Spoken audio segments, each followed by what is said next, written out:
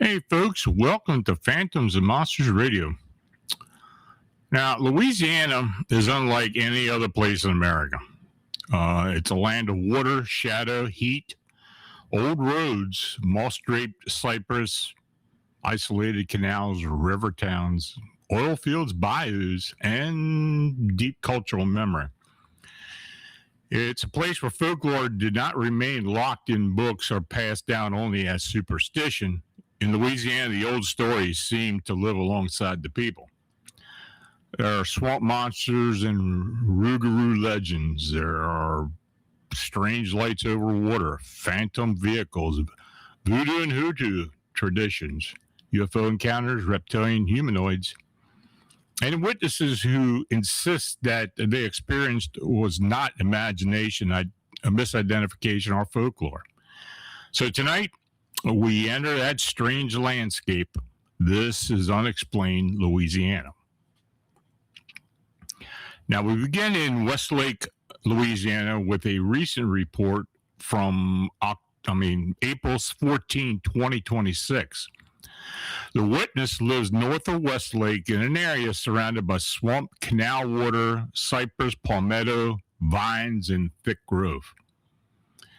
This home is bordered by this environment on three sides. So he's very familiar with the normal movement and sounds of deer, hogs, and other wildlife in the area. Now, on the evening of April 14th, around 8 p.m., he was working near the bulkhead behind his house. He had been placing hay bales from the upper side of the property when one slipped and fell down toward the swamp below. There was a drop of about 5 to 6 feet from the riprap to the lower ground, so the witness walked roughly 50 yards to reach a safer access point. And as he rounded a large tree, he suddenly saw a very large, dark object standing upright. The figure reacted immediately. It took off, crashing through vines and palmettos as it moved away from him. And at first it headed east, which would have taken it toward dry land. Then it abruptly turned northwest and crossed through the canal, moving through water that would have been waist deep on the average person. The creature became partially obscured by brush and branches once it entered the water, but the witness could still see enough to know it was walking on two legs. He could also hear the movement in the water and recognized it as bipedal. Now, he emphasized that he has lived in the environment for years and knows the difference between the deer, hogs, and other animals as they move through the water. This was not moving like any of them. There were other witnesses present. There were no other witnesses present. But the days leading up to the encounter, the animals around the property have been acting differently. The witness's small dogs was normally attempted to run toward the road or across a patch of trees, had begun stopping at the edge of the yard near the drop-off. They would alert toward the swamps, refuse to leave the driveway, and want to go back inside. Neighbors with animals had noticed similar behavior. Outdoor cats were trying to get inside or staying under cover. The general impression was that the animals sensed something nearby before the witness ever saw the figure. Now, the weather was clear, and it was near dusk. And somewhere in that Westlake swamp, something large, dark, and upright moved away on two legs. Now, that report gives us the first important pattern, the water line. The creature is not simply seen in the woods. It moves through the canal. It travels in the border zone between land and swamp, where ordinary wildlife can disappear quickly and where something large could remain hidden for long periods. Now, this next account comes from South Louisiana, and once again, the witness is near a canal. But this case adds something a bit more unsettling. The feeling of being watched, the sound of movement in the woods, and a series of drum-like beats that seem to control the encounter. Now, the witness was 18 years old and from South Louisiana. He stated that he had never believed in the paranormal before the encounter, and after work, he decided to go fishing for the remainder of daylight. He went to the canal near his home, close to a church.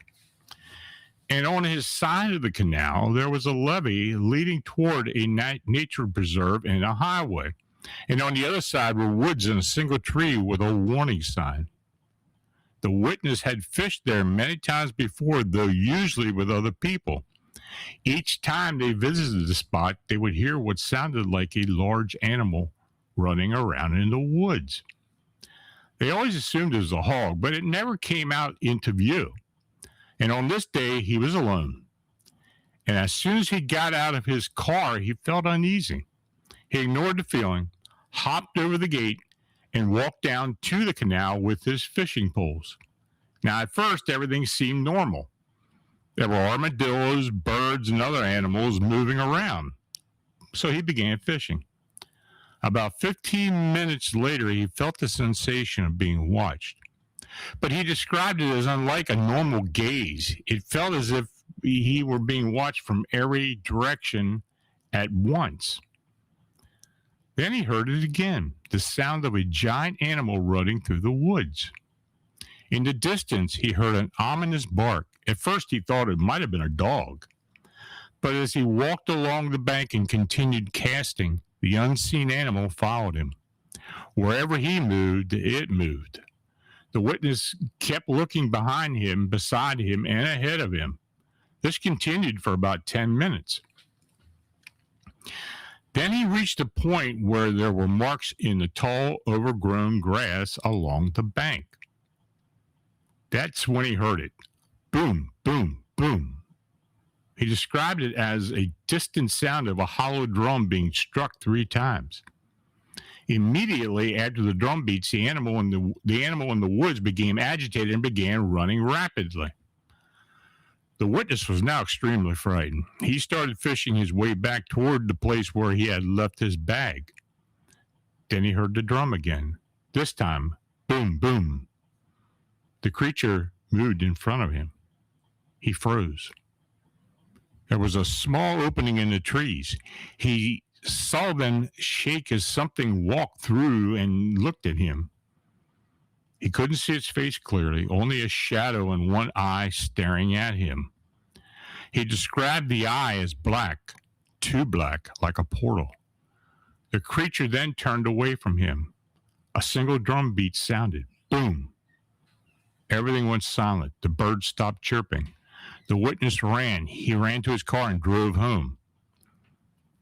He added that he had grown up in the area and had seen disturbing objects along the trails near the patch of woods by the church. Bloody dresses nailed to trees, upside down crosses carved into them, and baby doll heads with eyes cut out. He insisted he does not smoke, vape, drink, or even use drugs. He ended the report by saying, "What I saw today wasn't human, and sure as hell wasn't an animal." Now, that South Louisiana canal report blends several themes often found in high-strangeness cases: animal silence, the sense of being watched, ritualistic imagery, and an unseen presence that seems to move with intelligence. But there's another layer to Louisiana. The moment a witness describes something large, animalistic, bipedal, and predatory, Louisiana folklore offers a name that has haunted Cajun country for generations: the Rougarou, or as is sometimes known as the Loup Garou. The next account takes us to Oil City, Louisiana, near Cato Lake, and the surrounding swamps and marshlands. Now, the incident took place in Oil City, Louisiana, near Cato Lake, in a landscape of old derricks, swamp, and marshlands. It was early evening. The sun was setting as the night watchman made his way to his post on one of the old derricks. He was new to the job, and the derrick he had been assigned to was far back near the boggy section of the creek, or of the swamp. Now, with no boat available, he chose to walk along the bank. The route would take longer, but he was used to swamp terrain and wanted to make a good impression. Now, as the thick canopy of trees blocked out the fading light, he paused to light a kerosene lantern. Holding it high, he looked into the darkness. At first, he saw nothing. Then he thought he heard movement. He dismissed it as his imagination and continued walking. Soon, he heard it again. This time, it sounded like footsteps mirroring his own, just to the side and behind him. He stopped, turned, and held the lantern high. "Who is that?" he called out. There was no answer. He began walking again, faster this time. The footsteps resumed. Then came the sound of sloshing in the nearby water. The watchman became unnerved. He quickened his pace, catching his feet on exposed cypress root as the steps grew closer. Finally, fear turned into anger. He stopped and shouted, "Who the hell is that?" Again, there was no answer. The swamp went quiet. Then, from the darkness, came a low, deep growl that reverberated in his chest. The watchman ran. He had nothing to defend himself with. His only hope was to reach the old derrick. He ran through the water and muck as something crashed through the undergrowth behind him. The footsteps and splashing followed. When he reached the derrick, he began to climb. He dropped his lantern. He climbed higher as something below him released an unearthly howl. Then the structure began to shake. Whatever was below him circled the derrick, howling and shaking it with tremendous strength. The watchman clung to the crossbeams through the night, terrified, unable to descend. Now, as dawn approached, he heard the thing walk away through the water with slow, deliberate strides. In the dim morning light, he caught a glimpse of a tail, bipedal, canine-like creature moving back into the swamp. Now, below the derrick, he saw footprints in the mud where it had circled him. When he heard the day crew arrive, they had to coax him down. And after hearing his story and seeing the tracks, the men were disturbed. They brought in an older local man who knew the woods, creeks, and bayous. He examined the tracks. His face became serious. Then when he asked what he thought it was, he answered with two words: Loup Garou. Then he pointed toward the tracks leading into the cypress swamp and said, "The Loup Garou is real. It's been a long time since I heard of one around here, but it's real." Now, at this point, we had 3 Louisiana reports connected by water, swamp darkness, and bipedal movement. But not every Louisiana entity fits into the Rougarou or Bigfoot category. Some reports describe something stranger, reptilian, aquatic, humanoid, and fast-moving. Now, this next account comes from August 2016 in Tangipahoa Parish along Interstate 55. Now, in August 2016, I received a text message from a witness and later spoke with him by phone. The man said he had witnessed a lizard man in Louisiana while driving home. Now, I asked him to write down his account and send it to me. This sighting occurred on Wednesday, August 10th, around 11:15 p.m. The witness was driving northbound on I-55 about a half a mile south of Route 10 overpass. He was on his way to Jackson, Mississippi. About 100 yards ahead of him, he saw something crossing the highway from left to right. When his headlights illuminated it, he saw what he described as a walking lizard man. It moved like a human, upright on its feet. Its skin appeared shiny and greenish brown. It had a huge thick tail that reached the roadway. The body was man-like, with arms and legs and a head. The witness estimated it around 6 foot tall. It crossed the highway quickly. By the time the witness passed the area, he had lost sight of it. He said he still could not believe what he had seen and had not told anyone else about the encounter before contacting me. He also mentioned that his uncle had once encountered an unknown aquatic humanoid while fishing in the bayou in southwest Mississippi in 1997. That being was described as dark in color with human-like features and a slimy-looking skin. It left the water and walked away. Now, according to the witness, his uncle was never the same after that sighting. Now, the I-55 case, the witness sounded sincere. There was limited information, but the description was direct and unusual. A 6-foot upright reptilian humanoid crossing a Louisiana highway late at night. So far, we have remained close to the swamp. Bipedal creatures, canal watchers, Loup Garou, and reptilian forms near roads and wetlands. But Louisiana high-strangeness does not stop at cryptids. Some reports move from the bayou into the sky, from the sky into the deeply personal realm of abduction, missing time, and physical traces. Now, the next case comes from New Iberia, Louisiana, in March 1988. The incident occurred on the midnight or shortly afterwards on March 24th, 1988. The witness was driving with a friend, Michelle, as a passenger. They had been visiting friends and were heading southeast on Bull Island Road in New Iberia, Louisiana. They had traveled only a mile or less when the car left the road and flipped over. The witness was pinned beneath the steering wheel with one hand trapped between the wheel and the dash. Later at the hospital, she learned she had suffered 3 broken ribs and a broken collarbone. Michelle suffered a broken nose and was unconscious, so she had no memory of the events that followed. So according to the witness, something extraordinary occurred sometime between the accident and their rescue, 2 to 3 hours later. She recalled being taken from the car and brought aboard a UFO. Later, she believed she had been placed back in the front seat of the vehicle. Her hand had been pinned between the steering wheel and the dash, and she had been wearing her mother's ring, which contained a child's birthstone.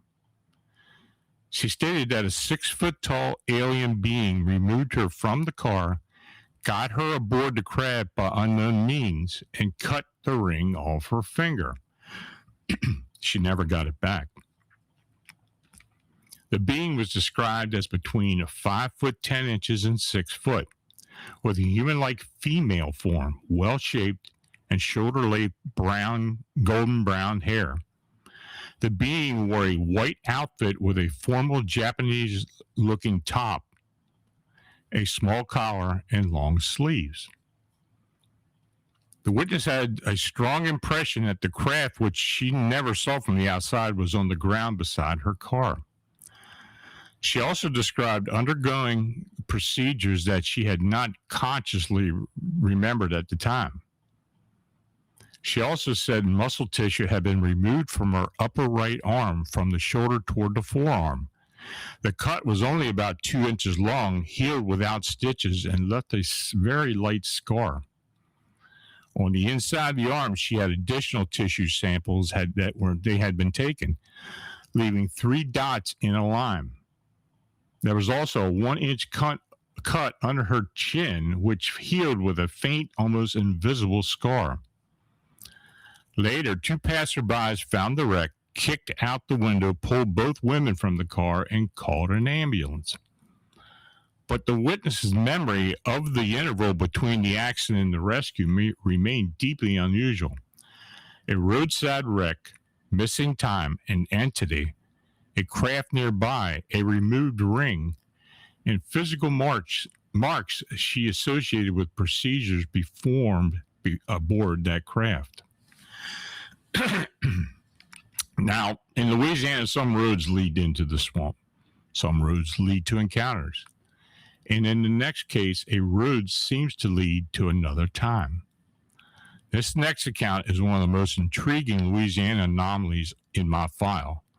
It was forwarded by Ken Mew, who personally interviewed one of the men involved and discussed the incident with him repeatedly over a period of 6 years.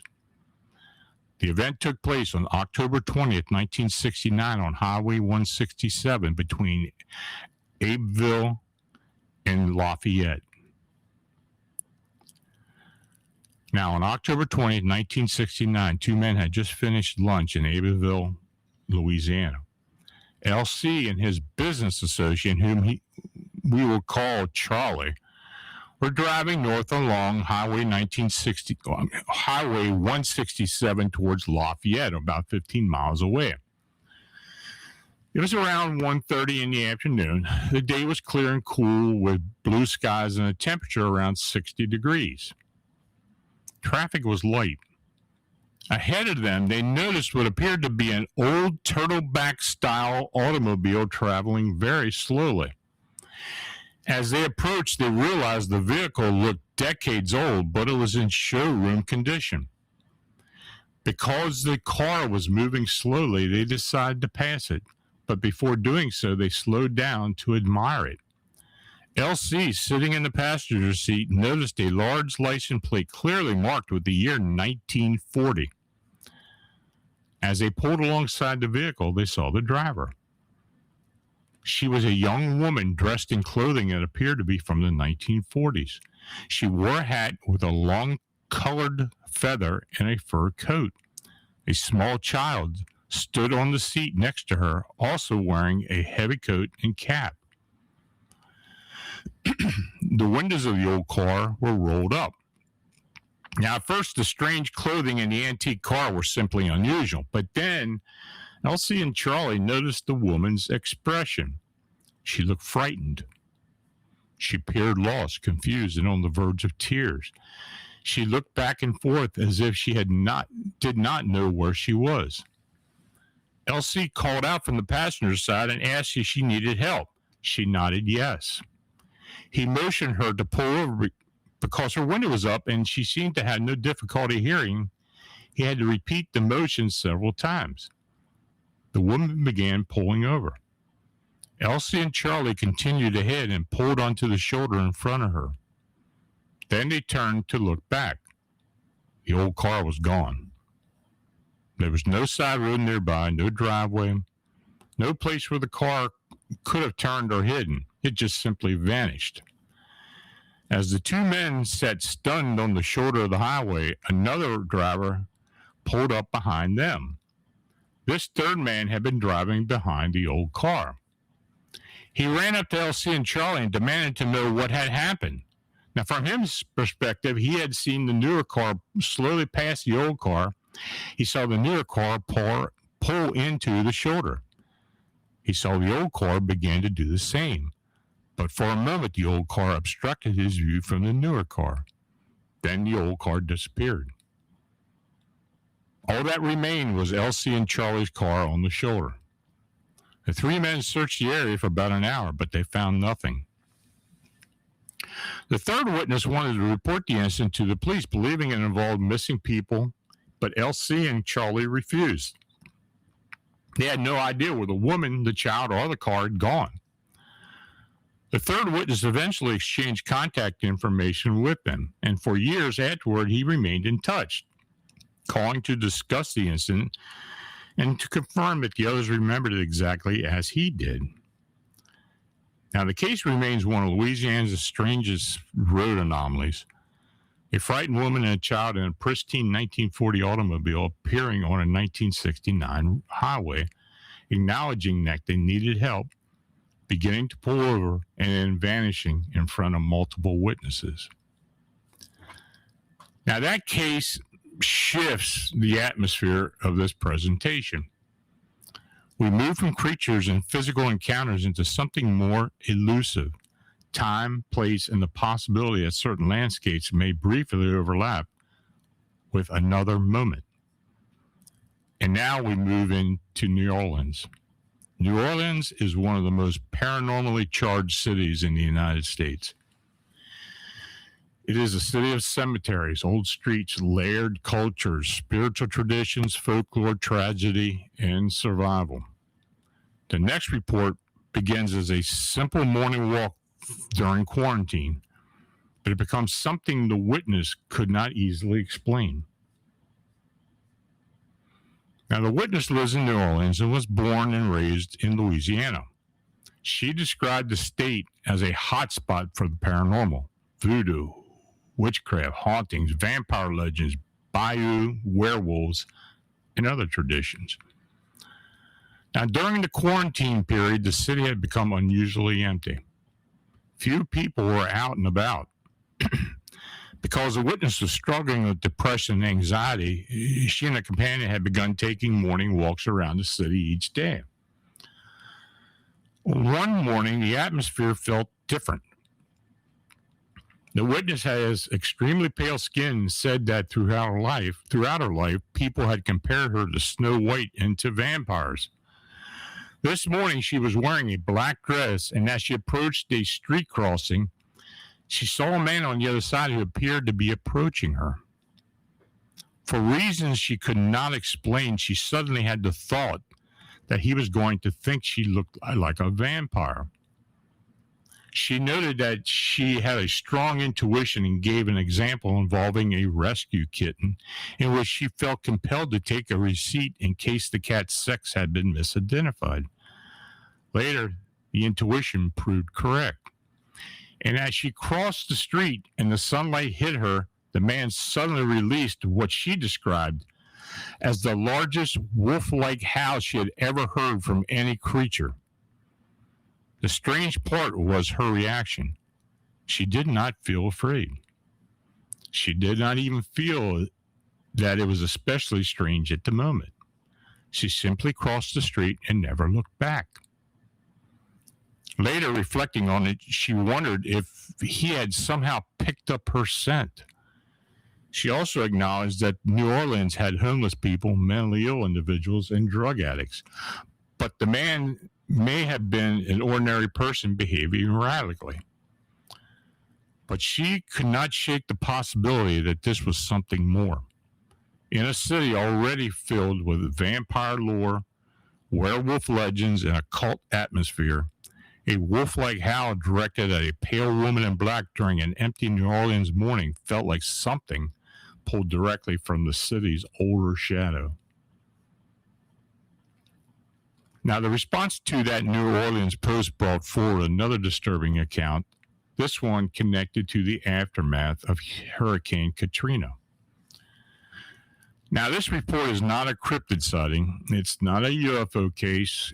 It is a memory from someone who participated in post-Katrina recovery work and entered a house that seemed to harbor something far darker than ordinary tragedy. The respondent had a medical background and a certification that they rarely used, though they kept renewing it. After Hurricane Katrina, they volunteered thinking they would be helping survivors, but instead they were assigned to a grim recovery task after the water began to recede, locating houses where bodies remained inside. Now, they described the work as emotionally and physically difficult. They and a partner whom the witness called Jay were often assigned together. They would enter houses, search, and then they'd found a body. They'd mark the outside of the house with a large X. One day, they came to an old rundown shack in a badly damaged neighborhood. Immediately, the witness felt chills.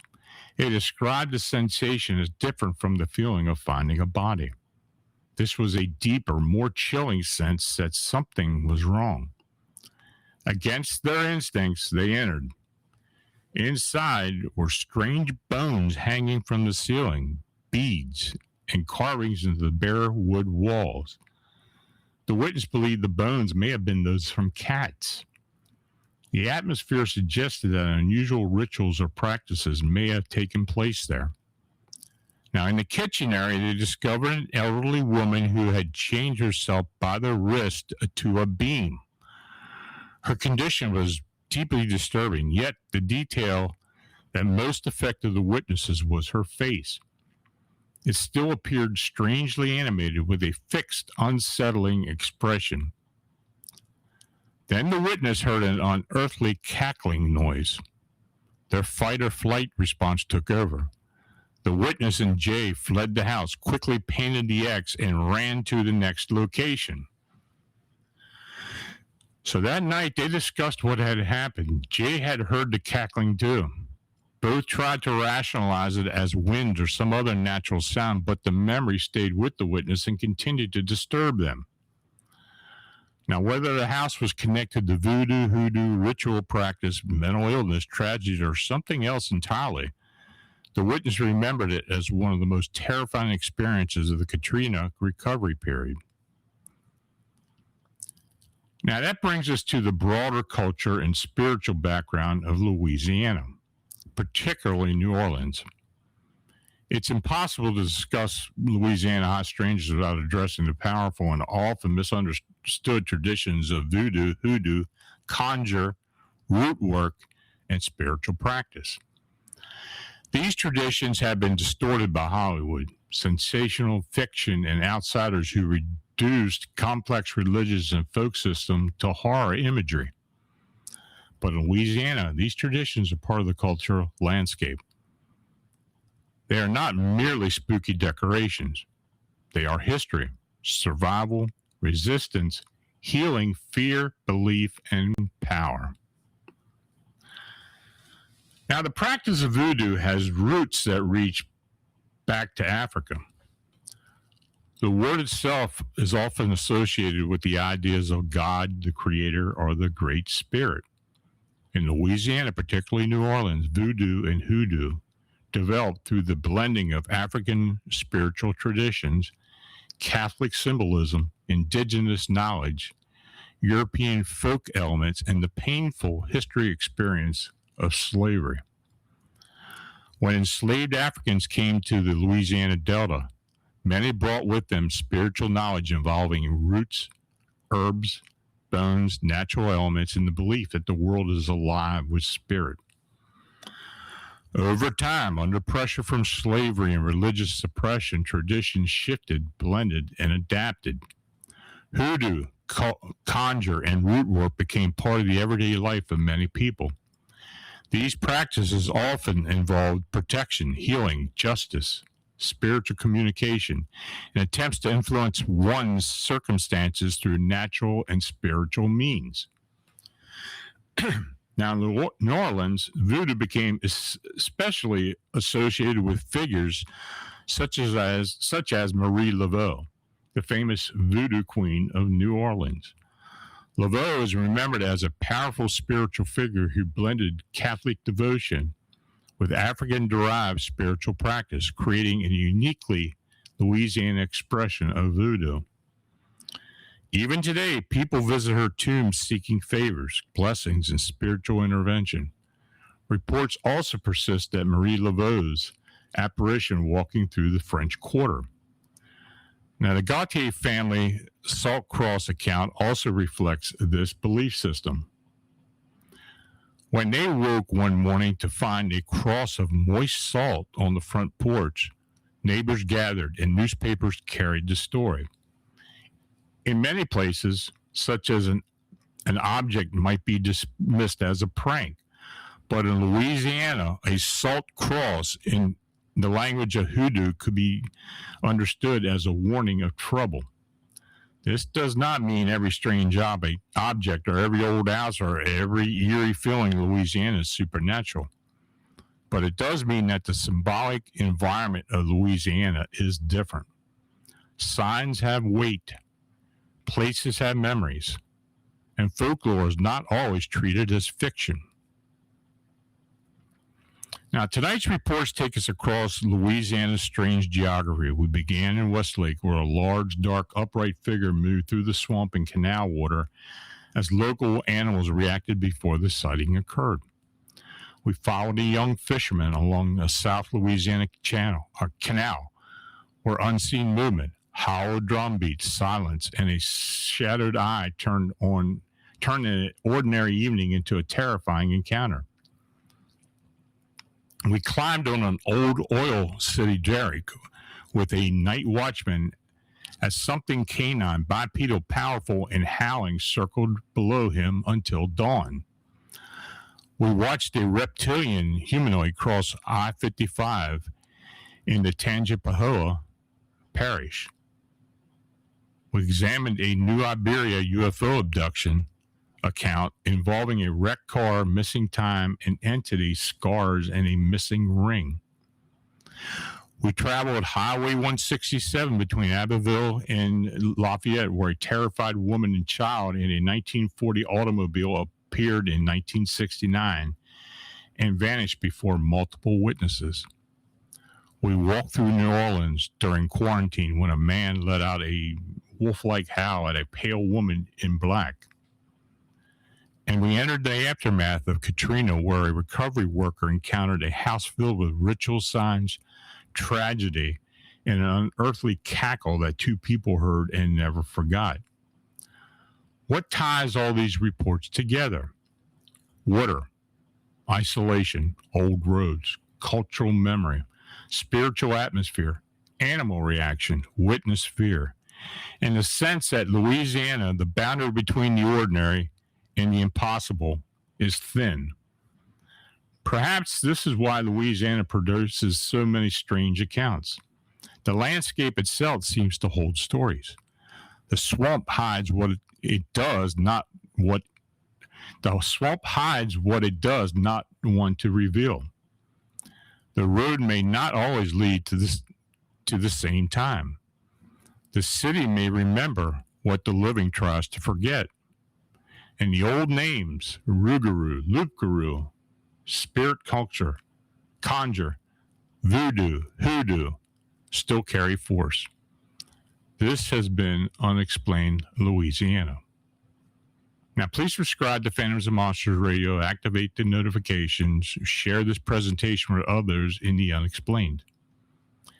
If you have experienced something unexplained in Louisiana or elsewhere, I encourage you to document every detail you remember. Record the date, time, location, weather, directions of travel, duration of the event, physical characteristics, sounds, odors, lighting conditions, emotional responses, and the names of additional witnesses. Even details that initially seem insignificant may become important when compared to other reports. And you can submit your account to Phantoms and Monsters. Witness confidentiality and anonymity will be respected when requested. Now, your support helps us continue documenting witness testimonies, investigating unusual incidents, and preserving these accounts for future research. So let's start the question and answer, and please type your questions in all caps, please.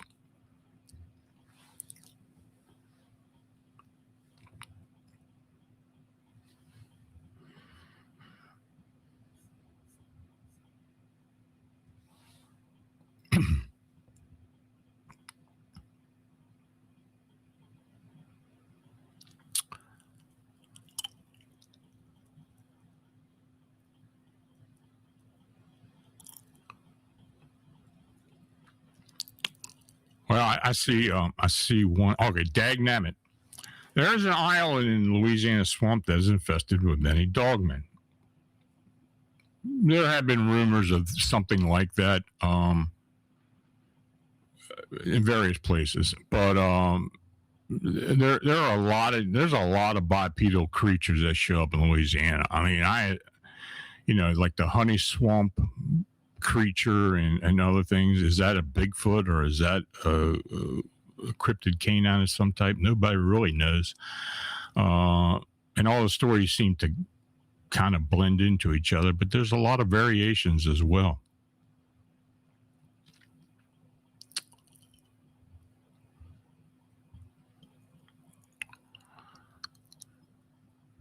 Race fan. Yeah, Lon will be on Spaced Out Radio on Monday the 29th. I will be.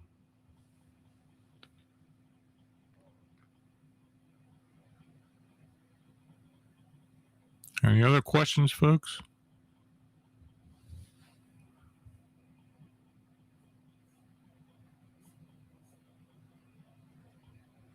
Anything that you can recall that may have something to do with Louisiana? Nightbird. Lon, does the Dogman have as long a history of being around in the U.S. as Bigfoot? I can't seem to find any old Native American reports about it. Well, you're right. There aren't many. There are a few that come from Pennsylvania, particularly from the Lenape tribes. In central Pennsylvania, in an area where we have had a lot of the Dogman upright canine reports over the years. Now, sure, there are a lot of Bigfoot reports or a lot of Bigfoot culture in Native American culture, basically lore. But I think for the most part, when you do read into it, most of those accounts deal with a spiritual being as opposed to a flesh and blood being. I mean, I believe for a long time, and I still do, that Bigfoot and most cryptids are ultra-terrestrials or possibly an interdimensional being. Did the indigenous people feel the same? Did they feel as a creature from another realm, or did they believe it was actually a spirit? They very rarely go any deeper than that. So, but about the cryptid canines, yeah, there's not a lot of culture, American culture, associated with those beings. Michelle, do you think they took the ring after healing her to have a tether to keep track of her, or as a memento, if they ever took her again to provide proof they were friendly? That's an interesting question. Very well, maybe. It wouldn't be the first time. I've heard stories of rings and other jewelry being taken during some other type of encounter with a cryptid or even an alien being. So, yeah, maybe it's used as an identification piece. Absolutely.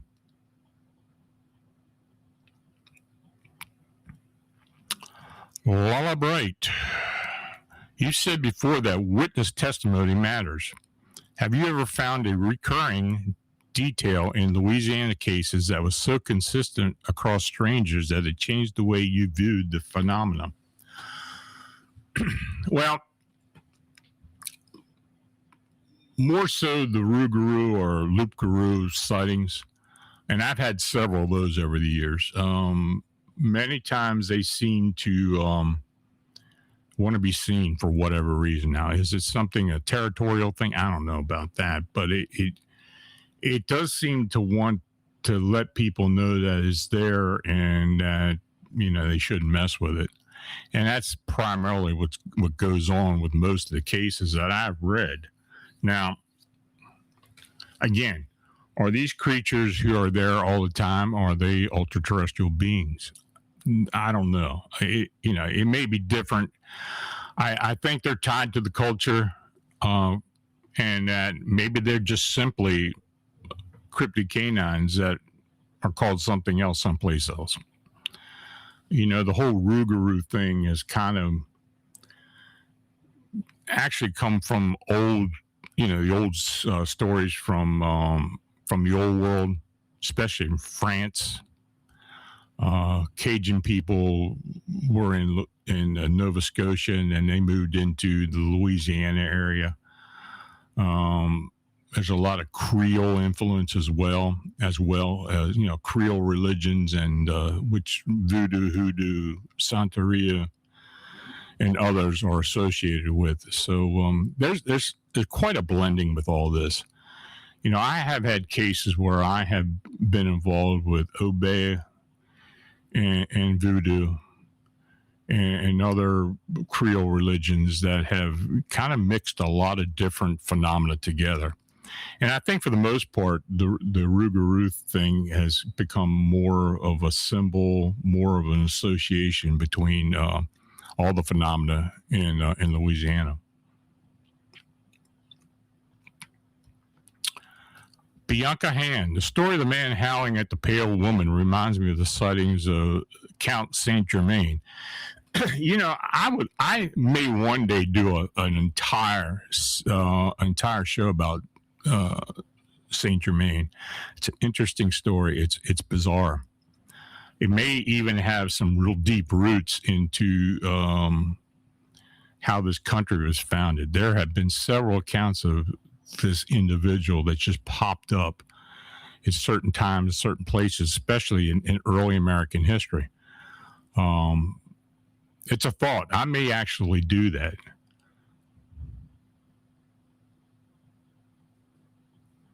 While I'm bright, has any Louisiana case ever left you with the impression that the phenomena was intentionally controlling what evidence it allowed people to take away? Maybe not necessarily Louisiana, but I have had cases like that, and for areas where it happens at. The whole cryptid phenomenon involving bipedal creatures is just tied into the whole culture of the area. I even had an account. The account I was talking about with the dolls' heads and stuff in certain areas. There have been several swamps where that has showed up as well. Very similar type in description. Creatures that are moving through the swamp that people have no idea what they are. They do believe maybe a Rougarou, but then again, there's ritualistic phenomena associated with it as well. So, it kind of all ties together. And in most reports that I've received over the years, there always seems to be connection between different types of phenomena.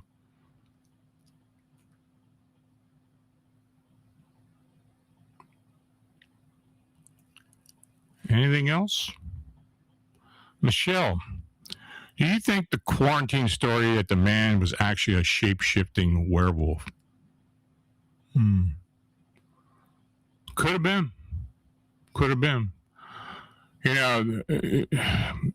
Again, the werewolf phenomena is a lot of times contained in the Rougarou story. Now, was it the same thing? I don't know.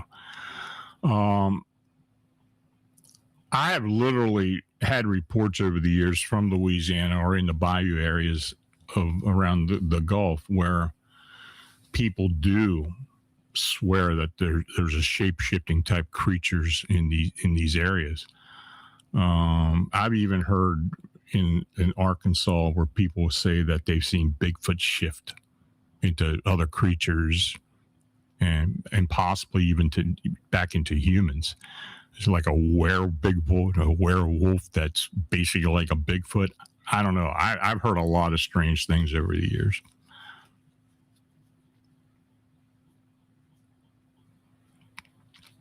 Michelle, do you think the Louisiana swamps act as a natural window area where environmental conditions somehow increase the likelihood of high strangeness?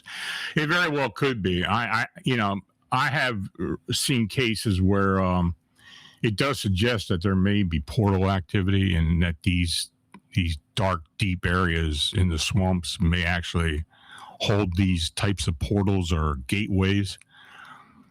Yeah, that I have heard that before. And again, we run into the old Creole religion thing where some of that is associated with it. You don't see it mainstream that much. It isn't talked about within the New Orleans scene, but yeah, I think portal traveling comes into a lot of this.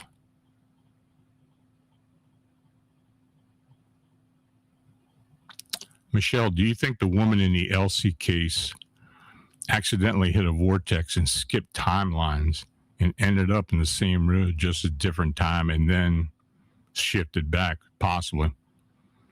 Yeah, that's a pretty bizarre case. I don't know. It's hard for me to explain, but then again, it does seem to be that type of phenomena where it was portal or a time slip, or the conditions just met the right. It was at the right time, right place. Just like what I went through when I was young in Gettysburg, and it seemed like a portal opened up, and I was looking into the battle itself. I have heard countless recounts of something similar to that in different situations. They don't last long, but they are a brief glimpse into the past.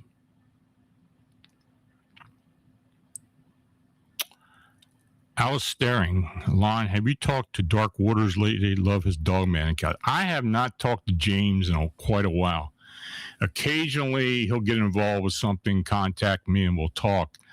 I don't know if he does as much of the Louisiana, New Orleans stories as he used to. But yeah, I used to have him on the show a lot. He had quite a recalling of a lot of events, especially during Katrina. And these cases where they were the recovery cases where they were finding bodies in homes and marking X's on the house for recovery.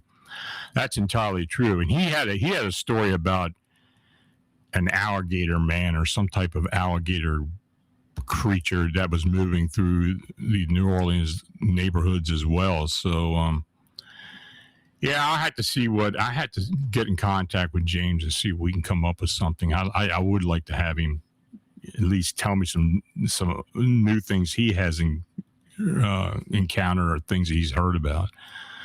He's quite a character, there's no doubt about that.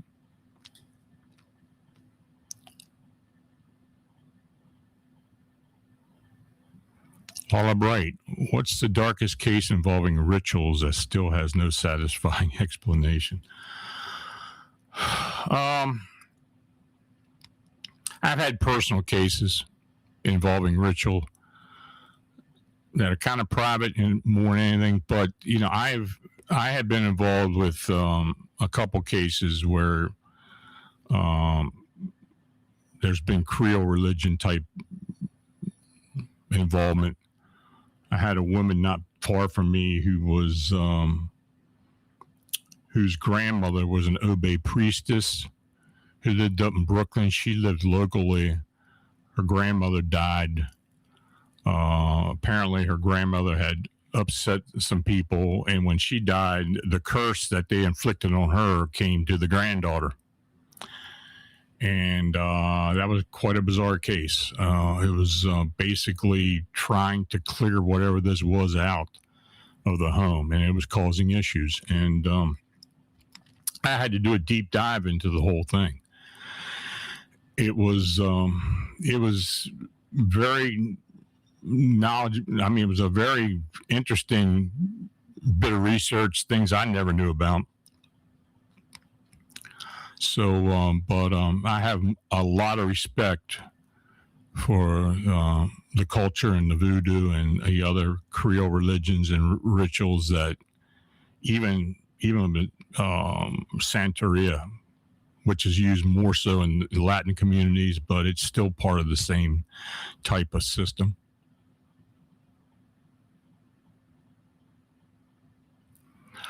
Nightbird, Lon, do you feel confident the 1973 Pascagoula, Mississippi UFO abduction of Calvin Parker and Charles Hickson was a true story? You know, early on, I thought there might have been some conjecture there. But as time went on, and of course, Calvin came forward and gave some more description, though I don't know if he embellished on it or what. It seemed to me that there's something definitely going on with that. I believe more than not that it actually did happen.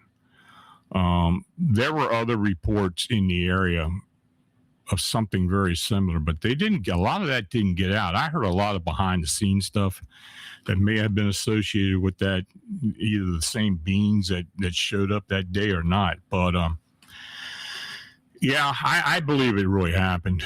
There may be conjecture in there some places, but I think all in all, it was a true story.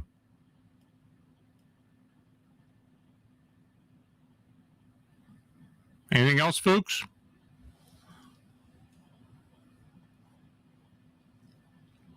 I see Nightbird just put something up. Lon, are you still getting any big bird or pterodactyl sightings? Occasionally. We will occasionally. Most of those sightings, for the most part, come out of the upper Midwest. A lot of that was associated with the Chicago Mothman sightings and in that area as well. Never did know if they were associated with that, but there have been some pretty interesting cases over the years, but lately I don't think I've received anything of much substance. Though I do believe there is some type of time slip or something involved with that.